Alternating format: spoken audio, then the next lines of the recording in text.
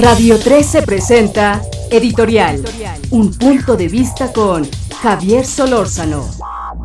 Gracias que nos acompaña para que usted, para que usted opine, para que usted nos escuche, nos vea. Javier Solórzano, radio13.com.mx.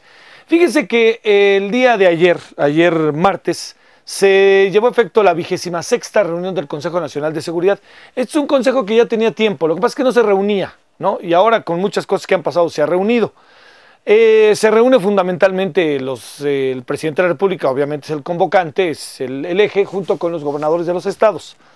Y ayer la discusión tuvo dos momentos. El momento más importante, el que acaparó más la atención de los medios, fue si se le debe informar a los gobernadores o no se les debe de informar a los gobernadores sobre los operativos.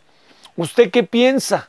Es que es un buen asunto, ¿eh? A ver, yo le planteo, ¿debe de informarse a los gobernadores cuando sabemos que permea lamentablemente la corrupción como una forma de vida en el país? Y cuando sabemos que la complicidad entre los narcotraficantes y las autoridades son el eje y la clave para que exista el narcotráfico en México. Claro, existe el narcotráfico porque hay consumidores en Estados Unidos, existe porque en México también hay un nivel de consumo, exige porque hay un mercado internacional, pero en México fundamentalmente existe por el mercado, por la corrupción que se ha construido en una relación de complicidad entre el gobierno y los narcotraficantes, los gobiernos federal, estatal, las procuradurías. No nos hagamos, la Secretaría de Seguridad Pública, por Dios, no nos hagamos. Entonces, ¿se les debe de informar o no?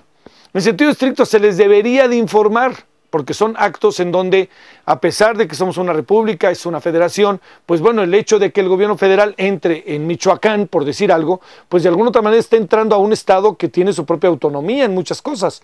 ¿Se le debe de informar o no? Si no se informa, no pasa nada en términos legales, ¿no? Puede haber 2 o 3 observaciones.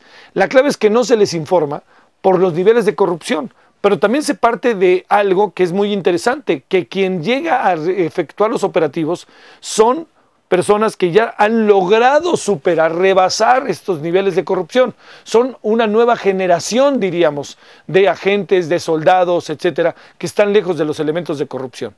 En sentido estricto, se le tendría que informar a Leonel Godoy, como se le tendría que haber informado, creo que lo hicieron de manera discrecional, el asunto de Morelos y Michoacán. Creo que a Marco Antonio Dama, gobernador de Morelos, sí le dijeron un poquito, ahí te vamos. Pero en el caso en el caso concreto de Michoacán y en el caso de Nuevo León, para hablar de lo reciente de estos días, pues no se les avisó.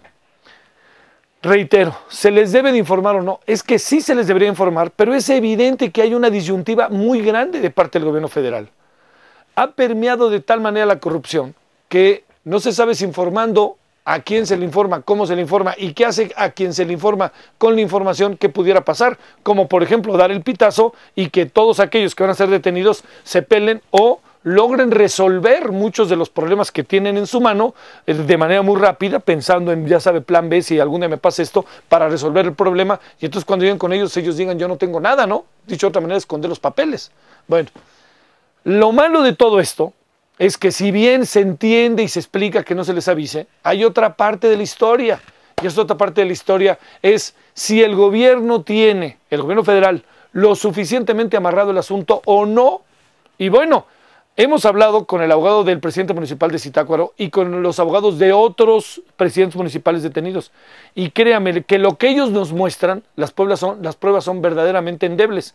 Porque si las pruebas fueran suficientemente fuertes, a las 72 horas, como dicta la ley, los hubieran sentenciado y se hubieran tenido que quedar en la cárcel para llevar a cabo todo el proceso porque se les encuentra presuntamente responsables. Entonces, ¿qué es lo que sucede? Les echan 40 días y además les echan 40 días con diferentes facetas. Una de ellas es que 40 días pasan las elecciones del 5 de julio y 40 días para que puedan respirar y para ver si pueden juntar material para que puedan justificar la detención.